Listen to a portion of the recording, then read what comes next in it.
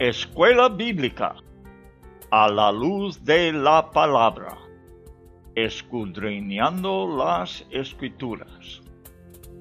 Oh, cantadmelas otra vez, bellas palabras de vida.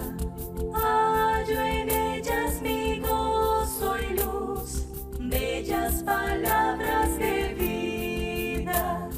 Sí. Luz a las Naciones, canal cristiano de comunicación, presenta A la luz de la palabra, un estudio expositivo de la palabra de Dios, una presentación minuciosa de toda la Escritura, porque es inspirada por Dios y útil para enseñar, para redarguir, para corregir, para instruir en justicia, a fin de que el hombre de Dios sea perfecto, enteramente preparado para toda buena obra.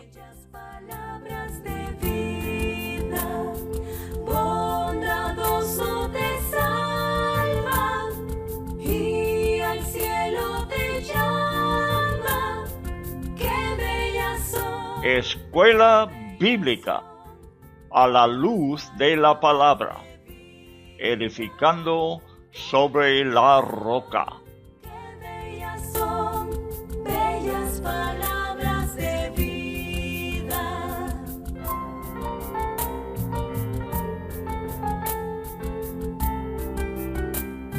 Libro del profeta Jeremías, por Loel Bruckner. El profeta de un Dios entristecido.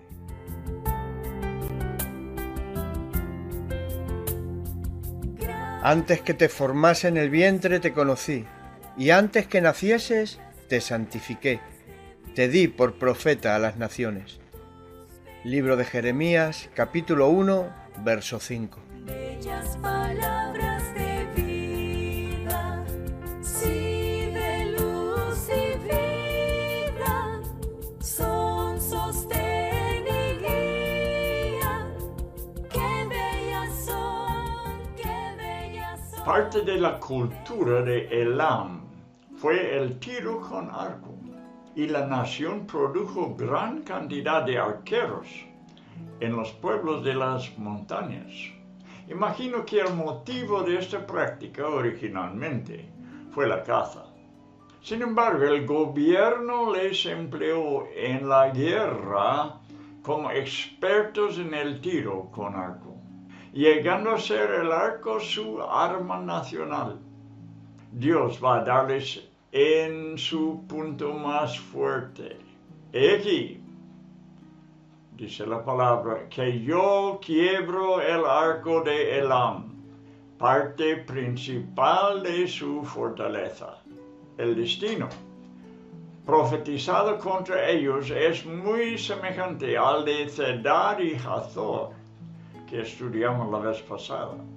Los aventaré a todos estos vientos, dice, y no habrá nación a donde no vayan fugitivos de Elam, refiriéndose a las 127 provincias de Babilonia. El enemigo es el mismo. Los caldeos junto a otros ejércitos vencidos, soldados de cada nación, vendrán contra. Elam se enfrenta con el oponente más fuerte que jamás haya tenido, y están intimidados. Los caldeos, por su parte, son soldados que querrán quitarle la vida sin misericordia, y el desastre está por venir sobre Elam. La espada babilónica les destruirá.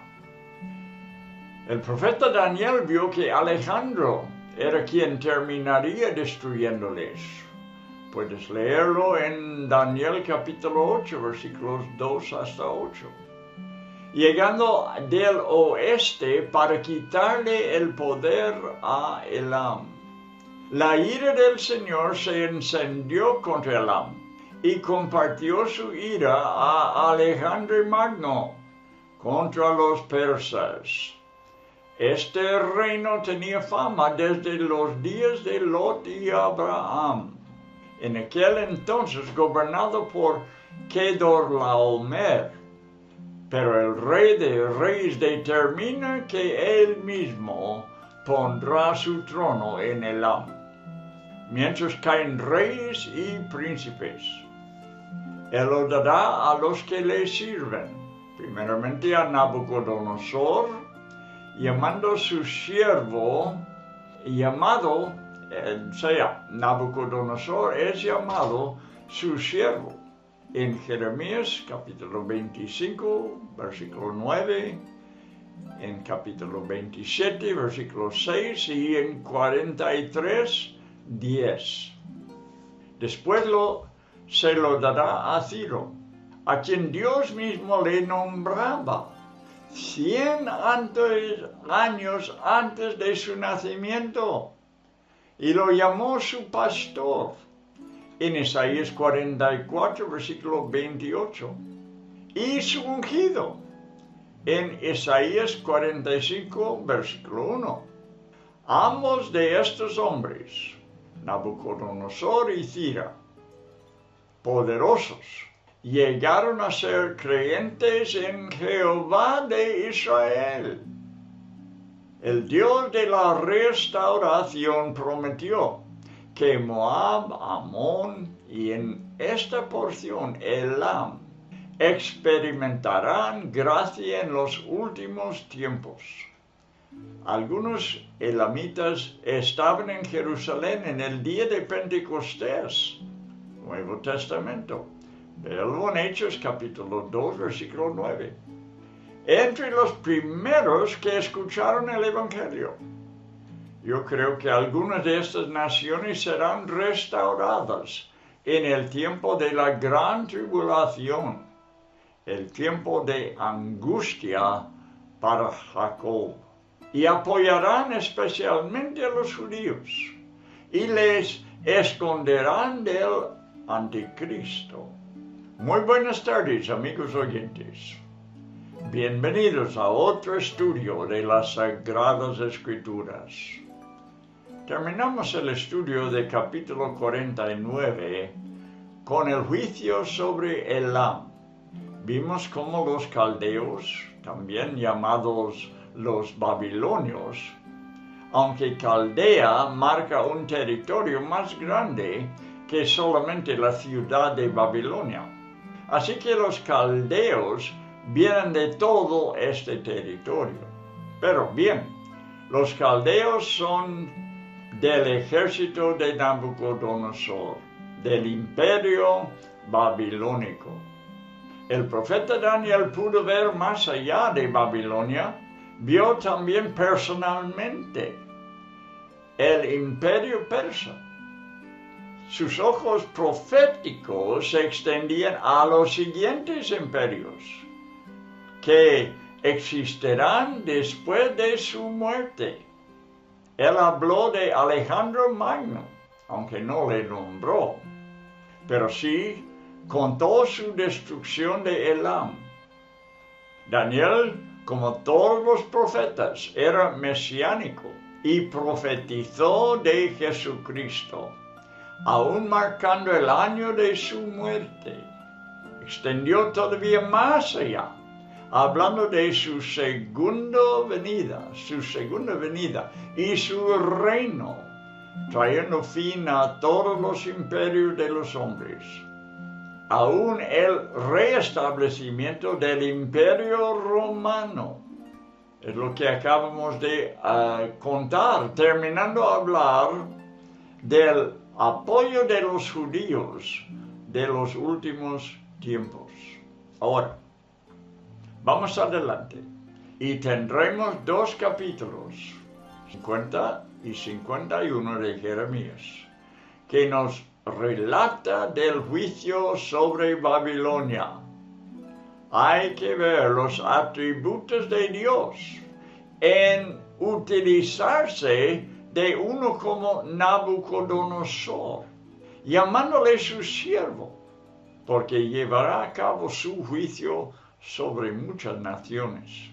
Más sorprendente todavía es cómo nombró a Ciro, 100 años antes que nació, y también le llamó su siervo, pero además le llamó su ungido y su pastor.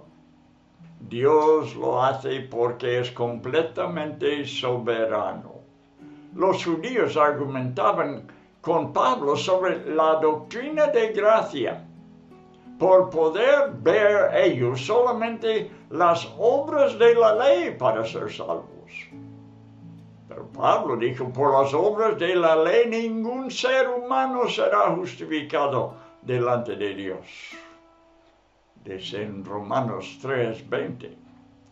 No tenían ninguna revelación ellos sobre la gracia con los atributos de Dios. Así, justificando el pecador sin las obras de la ley, no lo conocían. También pudo usar un emperador y su ejército, Dios, para llevar a cabo sus obras en la tierra. Pero al final su juicio le juzgará por sus propios pecados. Eso es lo que pasa con Babilonia en estos 2 capítulos que vamos a estudiar. Y vamos a empezar leyendo los primeros 3 versículos de capítulo 50 de Jeremías, donde empieza a hablar del juicio contra Babilonia.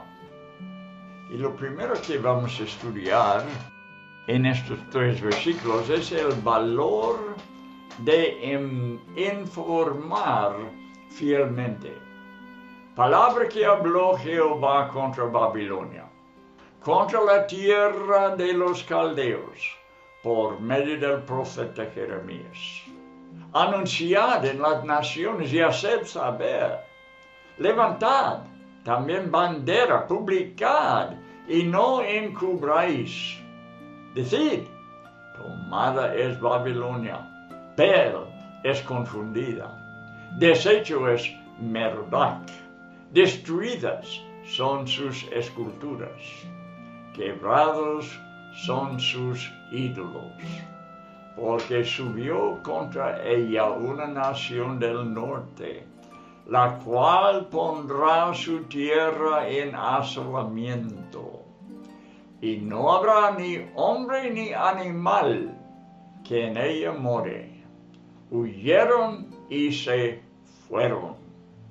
La información que tenemos del fin de Babilonia.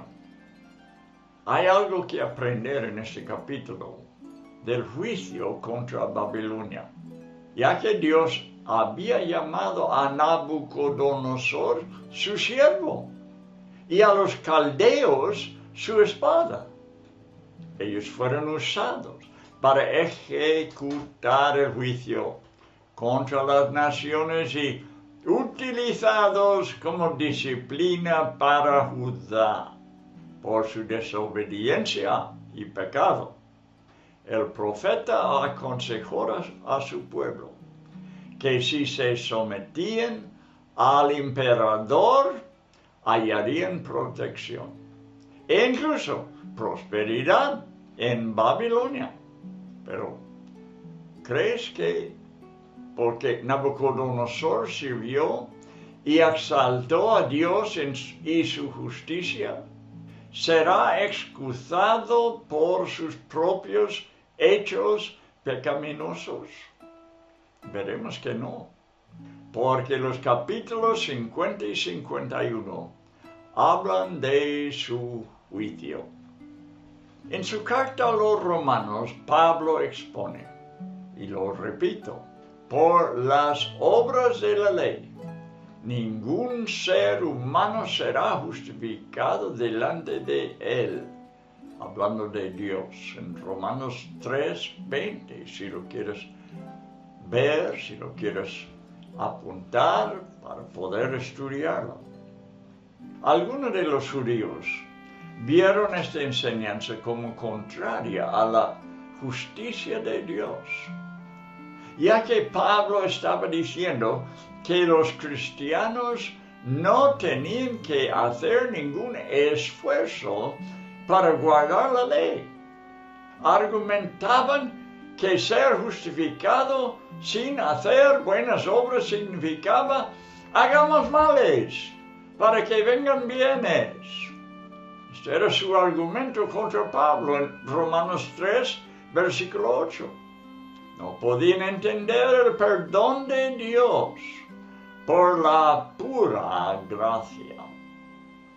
Y que un malvado como Nabucodonosor sirviera el propósito de Dios al castigar a sus enemigos. ¿Podría Romanos 3, 8 justificar tal barbaridad? Consideraremos las siguientes preguntas. ¿Puede el pecado promocionar la gloria de Dios? Si es así, entonces, ¿debe el hombre ser considerado culpable por su pecado? Si se entregara a pecar todo lo posible, ¿podría hacer que Dios fuera glorificado más?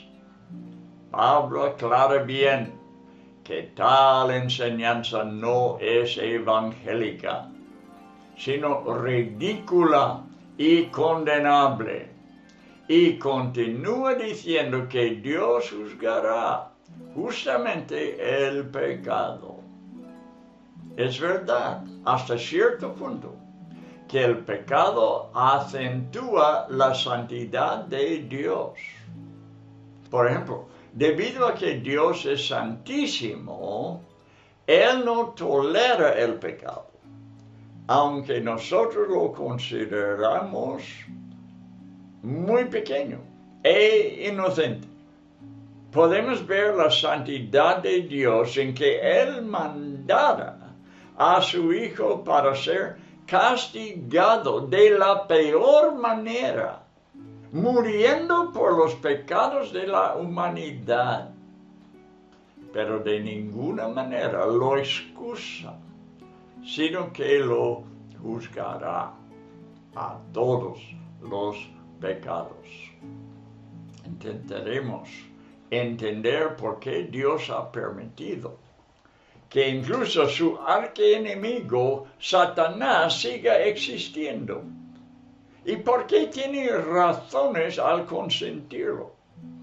Por ejemplo, leemos que le fue permitido probar a Job. ¿Quieres verlo? Está en ese libro de Job, capítulo 1, versículo 12. Escucha. Dijo Jehová a Satanás, he aquí, todo lo que tiene está en tu mano. Solamente no pongas tu mano sobre él. Y salió Satanás de delante de Jehová. Pero vemos más en capítulo 2 de Job y el versículo 6. Y Jehová dijo a Satanás, he aquí, él está en tu mano, mas guarda su vida. Dios también le dio a Pablo un mensajero de Satanás para que le abofetease. Segunda de Corintios 12, 7 dice, para que la grandeza de las revelaciones no me exaltase desmedidamente. En 2 de Tesalonicenses 2, Pablo enseña que el Señor permitirá que el anticristo engañe a todo el mundo.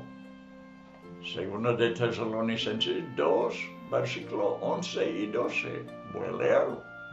Para que crean la mentira. El Señor permite que el anticristo engañe a todo el mundo para que crean la mentira. ¿Por qué? A fin, este es el porqué, de que sean condenados todos los que no creyeron a la verdad. Pero después de cumplir su papel, el anticristo será lanzado al lago de fuego, según Apocalipsis 19:20. Dios permitió que un espíritu de engaño indujera a los profetas de Acab para destruir al rey maligno. Lea la historia en 1 de Reyes 22, desde versículo 20 hasta versículo 22. El Señor es soberano, aún sobre el reino de las tinieblas. Lo utiliza para ejercer su voluntad, pero después lo condenará en el fuego eterno. Así es como la Biblia explica esta cosa que los judíos no podían entender. Dios quiere que Jeremías proclame lo que él ha hablado contra Babilonia y que la palabra circule entre las naciones. De la misma manera que el Señor esperaba un fiel y verdadero informe que por parte de los medios de comunicación en aquel día, continúa esperándolo hoy. Podemos ver cómo los medios desafían la verdad de Dios con sus prejuicios y noticias humanistas. Bel y Merodach eran dioses de Babilonia y han quedado avergonzados por la derrota de la nación que confiaba en ellos. Y el Señor quiere que esto se publique entre las naciones. Los siervos de Dios, los profetas, son fieles en su relato. Isaías vio la derrota de Babilonia 100 años antes de que la viera Jeremías. Léelo en Isaías 46. Y el apóstol Juan escribió en Apocalipsis que la ciudad sería una habitación de demonios. Lo dice en Apocalipsis 18, versículo 2. Bel es el mismo que Baal, más conocido en las Escrituras, así, por este nombre. Y Merodach es el guardián de Babilonia. Nabucodonosor llamó a su hijo Evil Merodach, incluyendo el nombre de su Dios en su nombre. Los comentaristas dicen que él fue igual que Bel. O sea, Merodach y Bel son unos.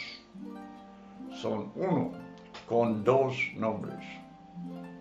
Y existió hasta los tiempos romanos como Júpiter, rey del cielo y la tierra según los romanos.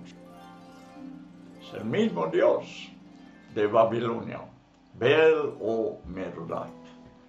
La profecía condenó a Babilonia con una invasión del norte, una invasión dirigida por Persia, que devastó toda Caldea. Puedes verlo, lo hemos leído en versículo 3. Su ejército acabó con Babilonia y continúa en ruinas hasta el día de hoy, en el año 2023, en lo que hoy es Irak. Isaías lo había informado en el capítulo 13, escucha, versículo 14 y 15 de Isaías 13. Como animales salvajes y como ovejas sin pastor, los babilonios se esparcirán como delante de un cazador. cualquiera que sea hallado y capturado será ejecutado en el mismo lugar. Isaías capítulo 13, versículo 16 es demasiado terrible para contar, ya que habla de hogares destruidos, bebés asesinados y mujeres violadas. Los invasores persas no aceptaron soborno ni rescate, porque era más fuerte su amor por la violencia. Mataron a los jóvenes, abortaron a los bebés en el seno de su madre y no tuvieron misericordia de los pequeños. Pero si vuelves a estudiar la conquista babilónica, verás que Nabucodonosor hizo lo mismo contra Judá. Isaías 63:4 dice: el día de la venganza está en mi corazón, y el año de mis redimidos ha llegado, dijo Jehová. Ahora vamos a ver un quebrantamiento, remordimiento y un arrepentimiento de Israel. Versículo 4 hasta 8. En aquellos días y en aquel tiempo, dice Jehová, vendrán los hijos de Israel, ellos y los hijos de Judá juntamente, e irán andando y llorando y buscarán a Jehová su Dios. Preguntarán por el camino de Sión, hacia donde volverán su rostro, diciendo: venid y juntémonos a Jehová con pacto eterno, que jamás se ponga en olvido. Ovejas perdidas fueron mi pueblo, sus pastores las hicieron errar. Por los montes las descarriaron. Anduvieron de monte en collado y se olvidaron de sus rediles. Todos los que los hallaban los devoraban, y decían sus enemigos: no pecaremos, porque ellos pecaron contra Jehová, morada de justicia, contra Jehová, esperanza de sus padres. Huí de en medio de Babilonia, y salí de la tierra de los caldeos, y sed como los machos cabríos que van delante del rebaño. Dice estos versículos. Jeremías profetizó el retorno de los hijos de Israel al reino norteño y a Judá en el sur. Lo predicho es hermoso. Promete que ellos volverán con remordimiento, arrepentimiento y quebrantamiento, y vendrán buscando a su Dios Jehová. Dice el versículo 4, que acabamos de leer. Muchos de los nacidos en Babilonia y los que eran nativos de Israel, después de 70 años de cautiverio, no recordarán el camino de vuelta a su tierra, y tendrán que preguntar por el camino a Sión. Ve la inspiración del Espíritu Santo en cómo les describe. En el versículo 5 otra vez. Volverán sus rostros, diciendo: venid y juntémonos a Jehová con pacto eterno, que jamás se ponga en olvido. A Dios le duele el corazón igual que le dolió a Jesús en su vida, viendo al pueblo como ovejas perdidas, sin pastor. Los reyes, los sacerdotes y los profetas no solamente no se preocupaban en dirigirles, sino que a propósito los guiaban en dirección contraria. El rebaño vagó lejos, entre montañas y colinas, porque no sabía volver a su redil.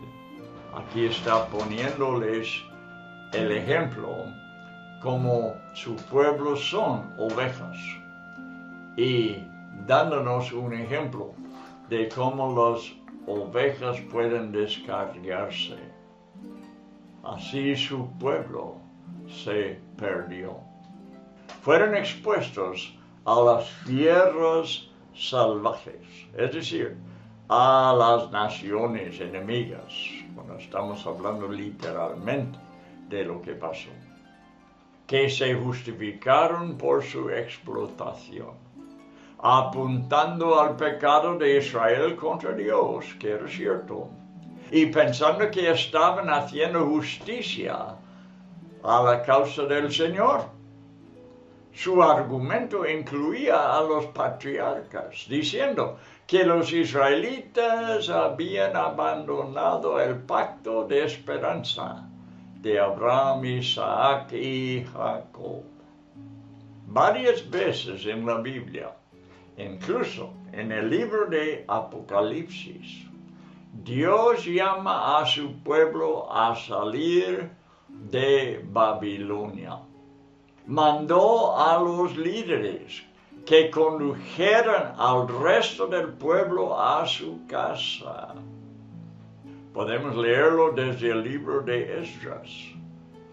Este es capítulo 5 y versículo 1, donde dice: entonces se levantaron los jefes de las casas paternas de Judá y de Benjamín, y los sacerdotes y levitas, todos aquellos cuyo espíritu despertó Dios, para subir a edificar la casa de Jehová, la cual está en Jerusalén. En Apocalipsis, Dios les advirtió que salieran para no tomar parte en su juicio contra Babilonia. Puedes leerlo en Apocalipsis 18 y el versículo 4.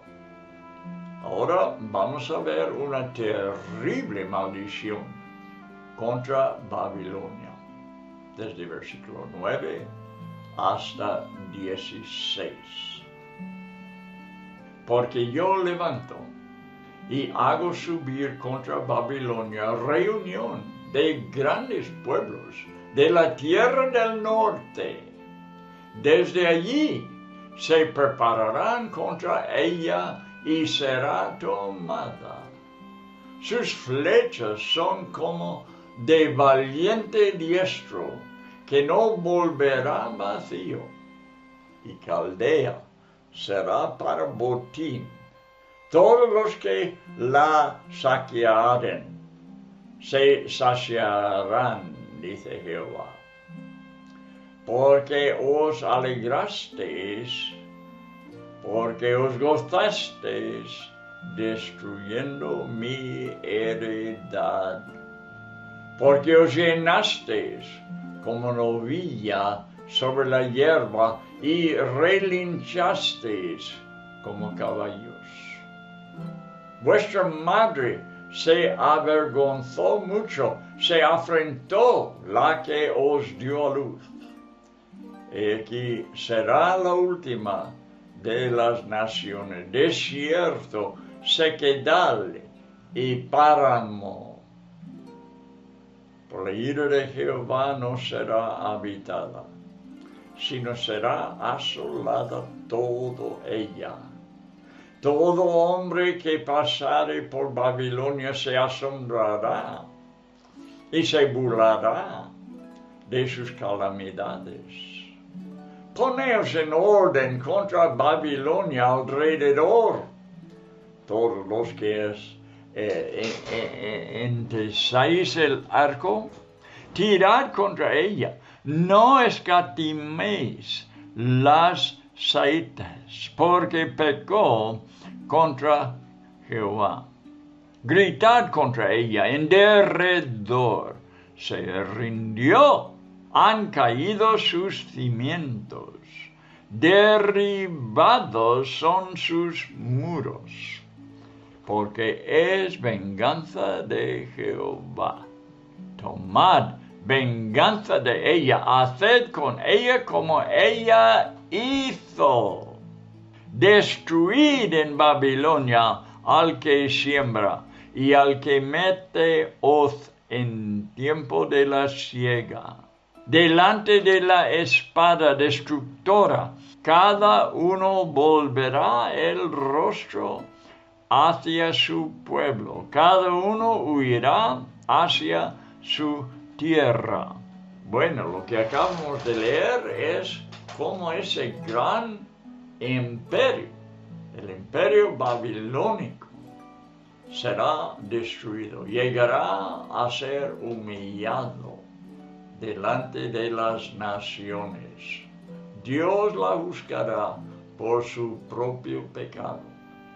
En el versículo 9 que acabamos de leer, Él les anuncia que los medos y los persas vendrán desde el norte y los atacarán y les vencerán. Babilonia caerá totalmente y las flechas de sus adversarios darán en el blanco.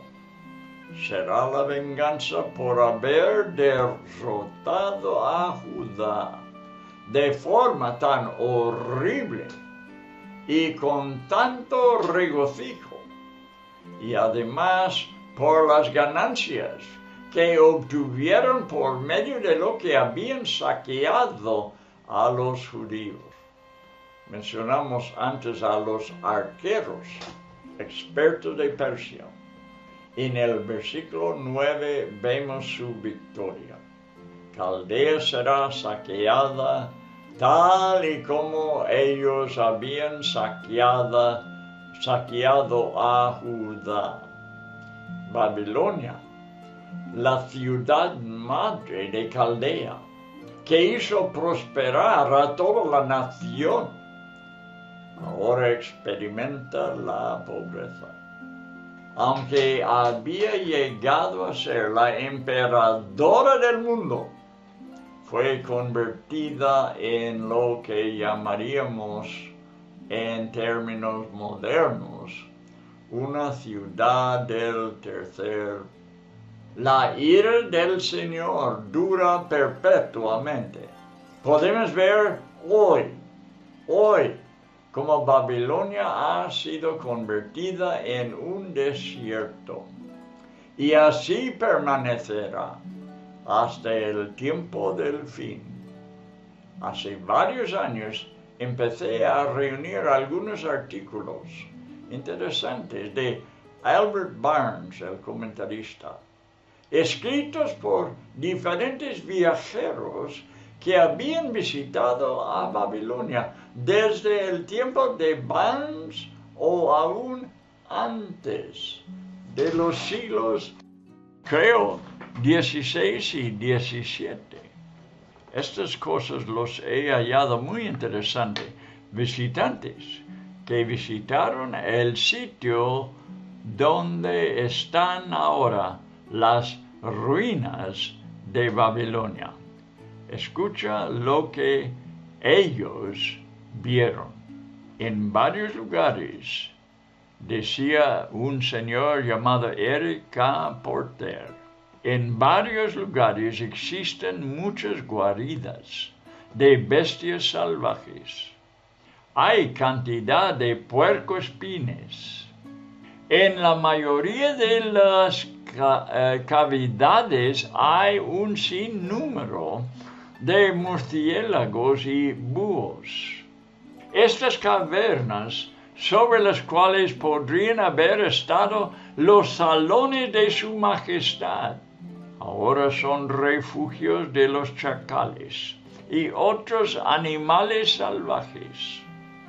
Frente a las entradas están desparramados huesos de ovejas y cabras, y la repugnante peste que sale de muchas de ellas fue suficiente para que no siguiéramos adelante. Ahora vamos a leer de un hombre llamado Keppel, otro que visita a Babilonia. El montículo tenía muchos hoyos grandes. Los metimos en algunos donde estaban desparramados los cadáveres y esqueletos de animales matados recientemente. La peste del excremento de las bestias silvestres era tan fuerte que la prudencia ganó sobre la curiosidad, porque no tuvimos duda de la naturaleza salvaje de los habitantes. Nuestros guías nos dijeron que las ruinas estaban repletas de leones y otras bestias. Se ha cumplido tan literalmente la predicción divina que las bestias del desierto dormirán allí. Otra narración de Keppel. Y dice, del testimonio de Raulf, sabemos que en el siglo XVI no había ni una casa y ahora el ojo pasa sobre un desierto inhabitado, en el cual solamente las ruinas de la ciudad indican que alguna vez han sido habitadas.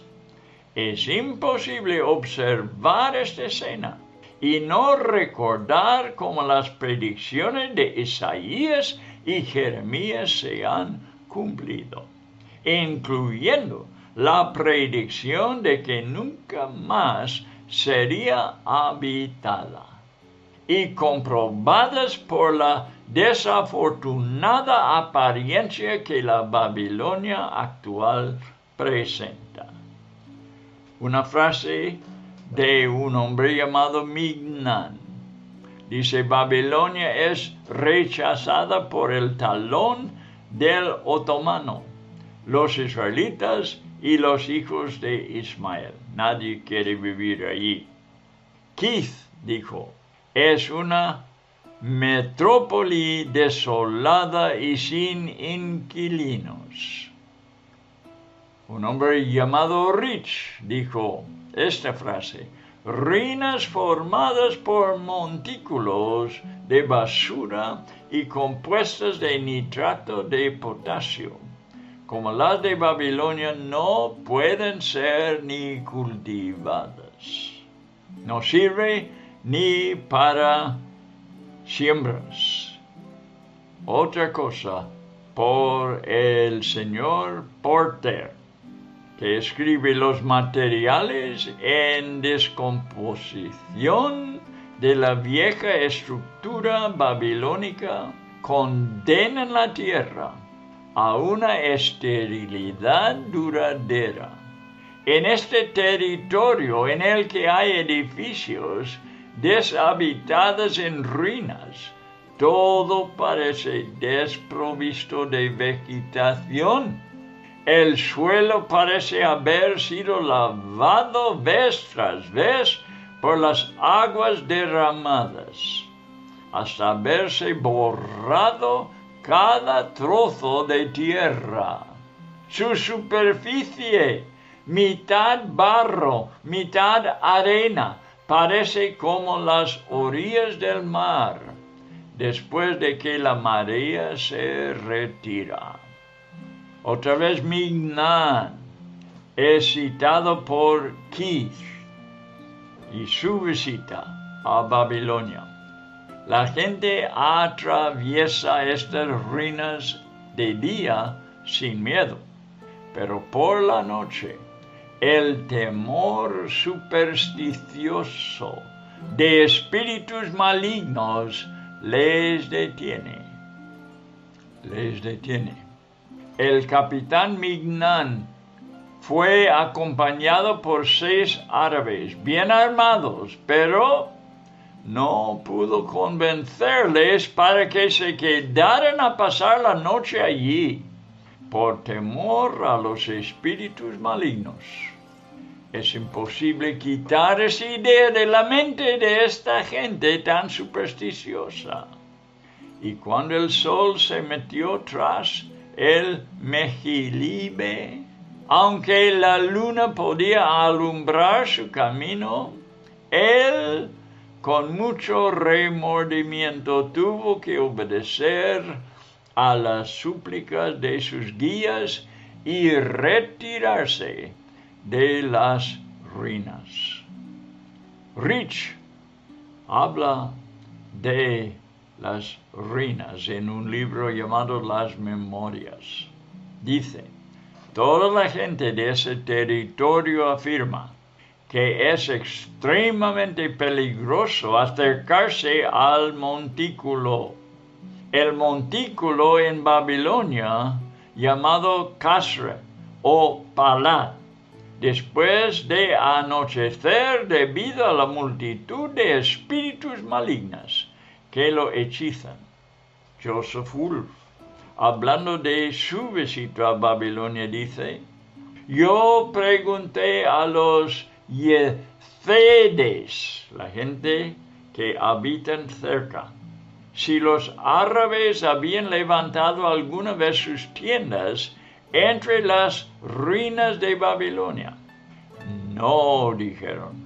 Los árabes creen que el espíritu de Nimrod anda entre ellas en las tinieblas y ningún árabe se aventurará a un experimento tan peligroso. Ahora, una parte más.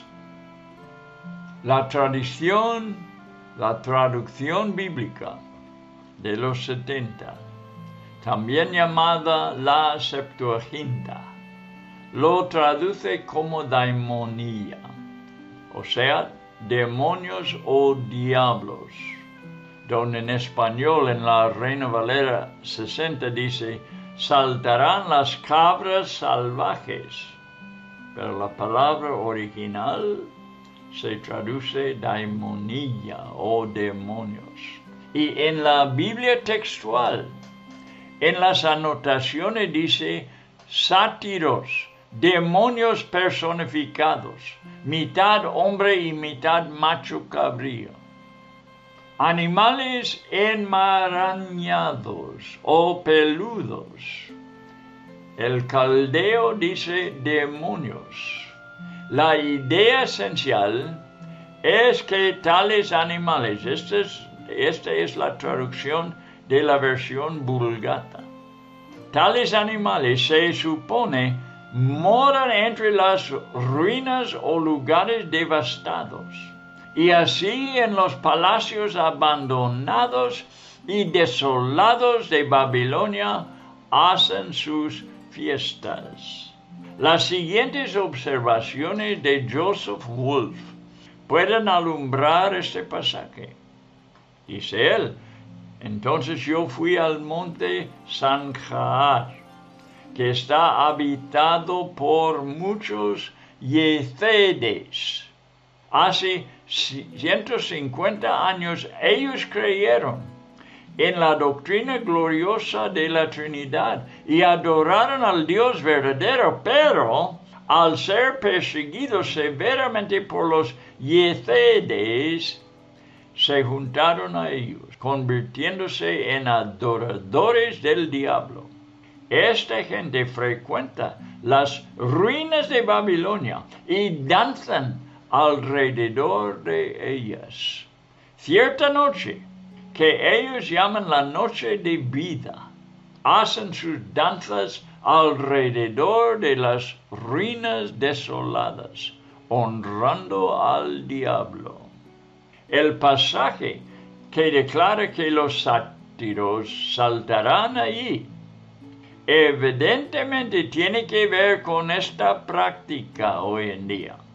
La palabra original, según el testimonio de los rabís más eminentes de los judíos, los llama adoradores del diablo. Esto es lo que han observado visitantes a las ruinas de Babilonia, cumpliendo la maldición que los profetas hablaron contra esta ciudad. Estos relatos aportan suficiente testimonio de toda la retribución que el Señor ha traído sobre Babilonia. Él mandó al arquero que tirase hasta que fuera deshabitada. Alentó a los que dañaron a los caldeos para que se vengaran. Y lo mismo vemos en Apocalipsis 18, versículos 2, 4 y 6, que no voy a leer ahora. Dios todavía mira hacia una Babilonia espiritual en Apocalipsis. El mismo espíritu que estaba en Nimrod al edificar la ciudad. Leemos acerca de Babel en Génesis, que llegó a convertirse con el paso de las generaciones en el gran imperio del que estamos nosotros estudiando. Una vez más, se manifestará espiritualmente al final del tiempo, mucho tiempo después de que la Babilonia física fue destruida. Entonces, de una vez y para siempre, su espíritu será apagado. El mundo clamará consternado y los santos de Dios se regocijarán. Escucha Apocalipsis. Ha caído la gran Babilonia y se ha hecho habitación de demonios y guarida de todo espíritu inmundo y albergue de toda ave inmunda y aborrecible. Y oí otra vez del cielo que decía: salid de ella, pueblo mío, para que no seáis partícipes de sus pecados, ni recibáis parte de sus plagas. Dadle a ella como ella os ha dado, y pagadle doble según sus obras. En el cáliz de que ella preparó bebida, preparadle a ella el doble. Aún así, en el libro de Apocalipsis, sigue hablando de el espíritu que estaba o que está hasta el final de Babilonia. Nimrod fue el que en el libro de Génesis edificó la ciudad, y su espíritu con que fundó la ciudad ha quedado sobre la ciudad y quedará hasta el fin en la Babilonia espiritual, que termina en el libro de Apocalipsis. Lo vamos a estudiar en otro estudio que haremos sobre las últimas cosas. Bueno, terminaremos el estudio para hoy. Mañana seguiremos con este capítulo 50 de Jeremías y vamos a ver otras cosas sobre esta ciudad. Así que espero que estén con nosotros para que vean cómo las profecías de la Escritura se cumplen a pie de la letra, literalmente, y cómo las cosas espirituales gobiernan el mundo físico. Hay que saberlo. Las cosas espirituales existieron primero que las cosas materiales y los domina hasta la fecha. Bueno, que esto sea de provecho en vuestro estudio bíblico. y que podamos ver las realidades de la palabra de Dios. Hasta el siguiente programa.